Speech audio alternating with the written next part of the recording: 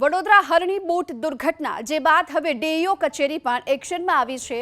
New sunrise સ્કૂલની મંજૂરી રદ કરવા માટે જિલ્લા શિક્ષણ અધિકારીએ રાજ્ય શિક્ષણ વિભાગને ભલામણ કરી છે।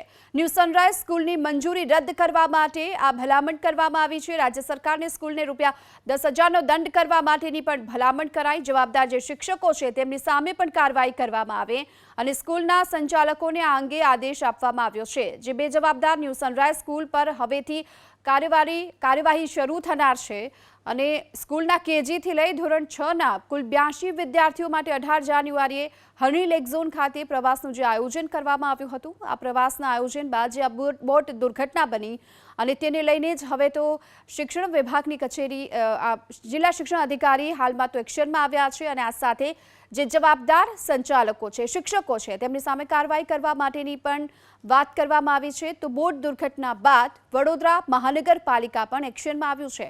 મહાનગરપાલિકા હસ્તકની 20 સ્કૂલોને બંધ કરવા માટેની નોટિસ આપી દેવામાં આવી છે। 10,000 બાળકોનું ભવિષ્ય જોખમમાં હોવાના કારણે આ તમામ સ્કૂલોને નોટિસ ફટકારવામાં આવી છે। કોર્પોરેશન દ્વારા જર્જરિત ઇમારતોમાં ચાલતી આ 20 સ્કૂલોને નિર્ભયતા શાખાએ નોટિસ આપી છે। આ સાથે તાત્કાલિક સ્કૂલ અને અન્ય જગ્યાએ ખસેડવા માટે નોટિસ આપવામાં આવી છે। અંગે વધુ વિગતો માટે આપણી સાથે લોરેન્સ પરમાર અમારા સંવાદદાતા જોડાઈ ચૂક્યા છે। લોરેન્સ, બોટ દુર્ઘટના જે બની અને ત્યારબાદ હવે એક તરફ મહાનગરપાલિકા એક્શનમાં છે, બીજી તરફ શિક્ષણ વિભાગ પણ એક્શનમાં, શું વિગતો? ગીતા, વાત કરીએ તો જે રીતે બોટ દુર્ઘટનાની અંદર 14ના મોત બાદ કોર્પોરેશન પ્રશાસન જાગ્યું છે અને વડોદરા શહેરની અંદર જે નગર પ્રાથમિક શિક્ષણ સમિતિની 120 શાળાઓ છે તેની અંદર 20 શાળાઓ જર્જરિત હાલતમાં છે। એટલે ક્યાંક કોઈ મોટી દુર્ઘટના હોનારત ન થાય અને તેને લઈને કાળજી લઈને કોર્પોરેશન વિભાગે 20 શાળાઓને નોટિસ બજાવી છે કે તાત્કાલિક તમારા વિદ્યાર્થીઓને અન્ય જગ્યાએ ખસેડી લો અને શાળા ખાલી કરો। આ પ્રકારના દિશા નિર્દેશ આપવામાં આવતા 10,000 બાળકોનું ભવિષ્ય અહીંયા જોખમમાં મુકાયું છે।